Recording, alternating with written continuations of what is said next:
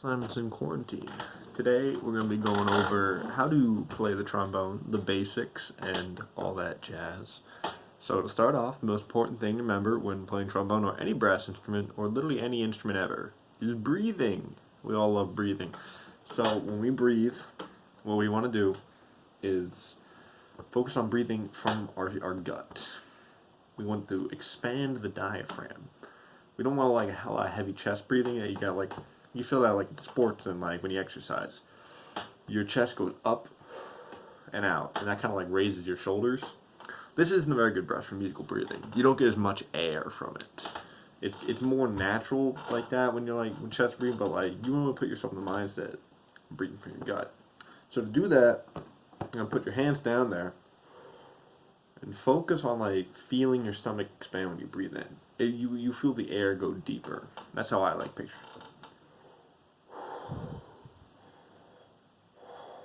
You can kind of see my stomach expand, and you notice that my shoulders aren't moving.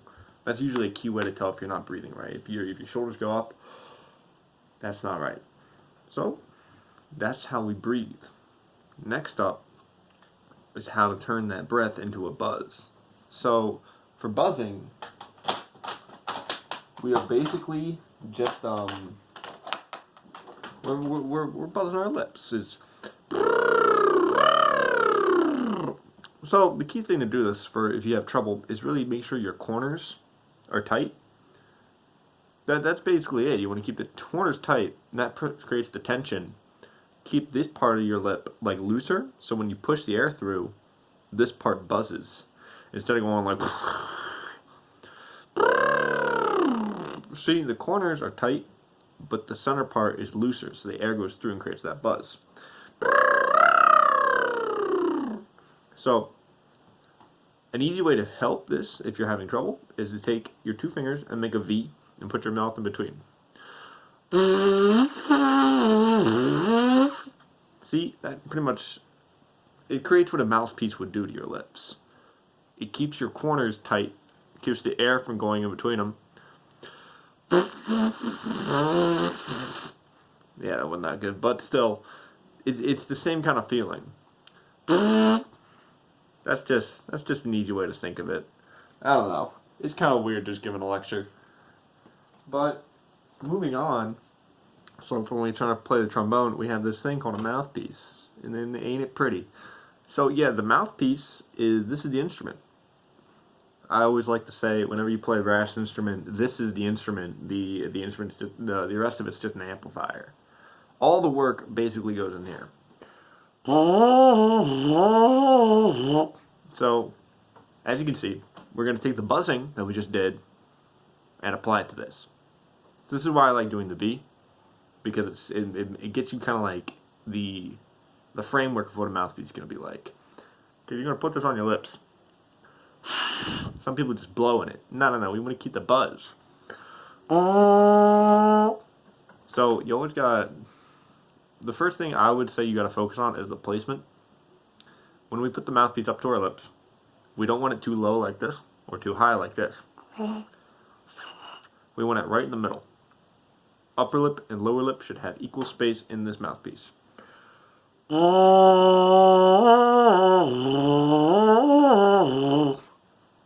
Another trouble you might have is you might feel that when you're buzzing it goes like this.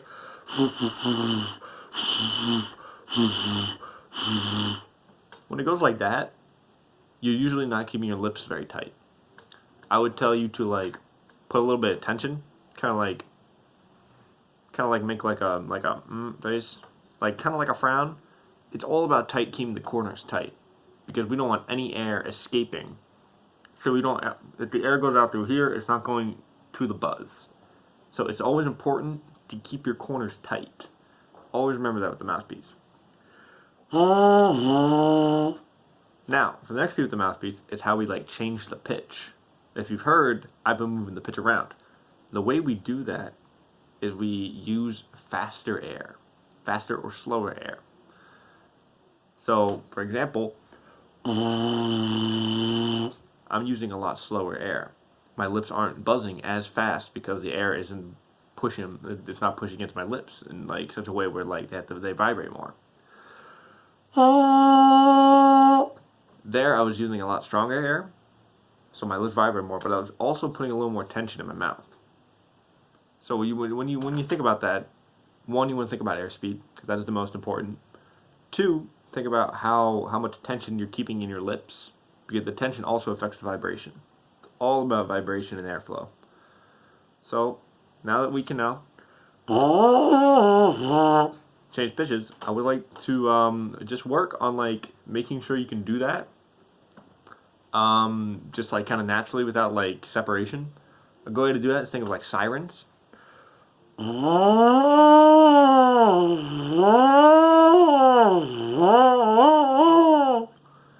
Yeah, really try and make, yeah, the sirens are a great way.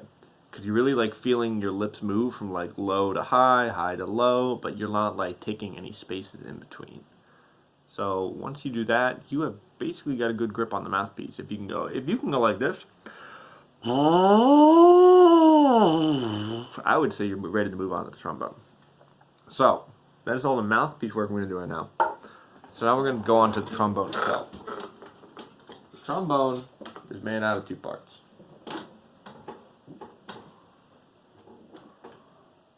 You have the slide right here. It is this thing. It's the thing that moves up and down and changes the pitch. We have a little thing here called the slide lock, which can either lock the slide into place so I can't move it. If I hold it upside down, it can go like that. And if we unlock it, it moves. Hey, look at that. Ba-bam. So yes, this is the slide. This is the bell in the body. There you can see a little bell. And if you look closely, there is this little ring thing.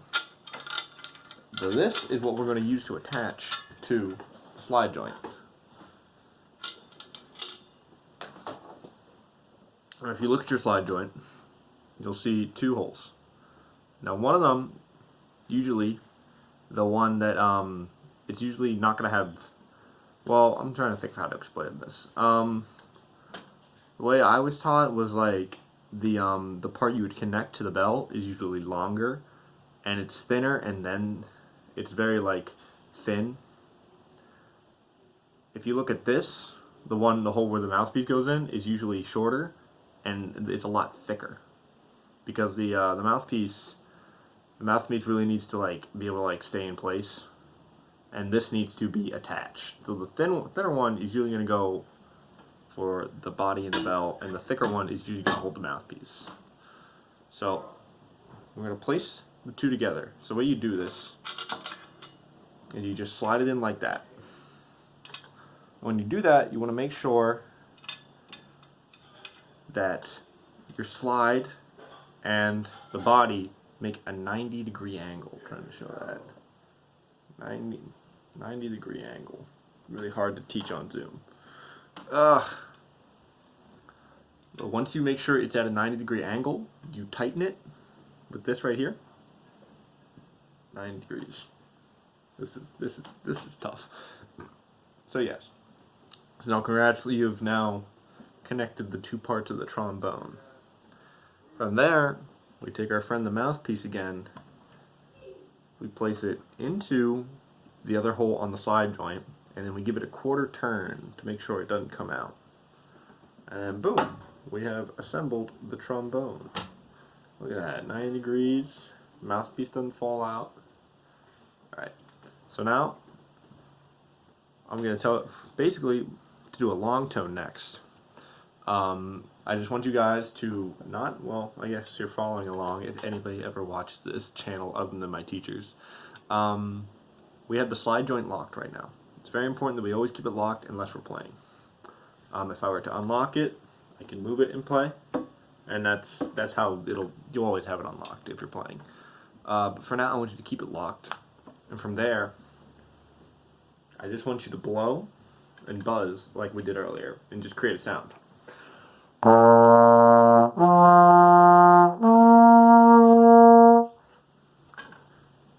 Whatever pitch is comfortable for you, but I want you to blow a sound, and I want to just hold it out as long as you can and get a real feel of it.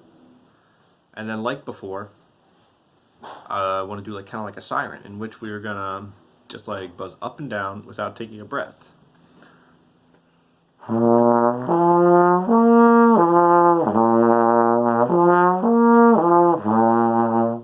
And you can see that the trombone is switching pitches, and that's a cool thing about brass instruments. We have this thing called a harmonic series, in which I can not move the slide, and I can play a plethora of notes by changing my airflow.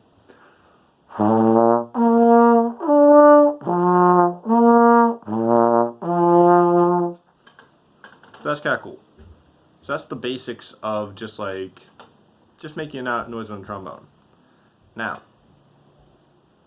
if you have trouble with that, I always will say more air. Air is the key. You want to take a nice deep breath, push in more air, keep the corners tight. You will get a sound out of the trombone, I promise. Now, the last thing I want to review is the slide positions. So these can be a little tough. There are 7 slide positions, and they go like this. Kind of hard to show. Maybe I change the camera to the other side. Whoop. Whoop. Oh wow. Alright. Kind of easy to see. So, you got first position here where the slide is all the way in. Your second position, it's not out too far. Sometimes they say it's in the middle. I like to keep it right here. Third position is you want to keep like if your hand is about equal with the bell. None of this is like exact. This is just this is like the general area. So first position, second position, third position, but they all should never go past the bell. First, second, and third should never go past the bell. So first, second, third. Now fourth is usually a little bit farther. Fifth, a little farther than that. Sixth, there's a point on the slide. It's kind of hard to see, but there should be like a little line or like a little like bump, and that usually lets you know when you've hit sixth position.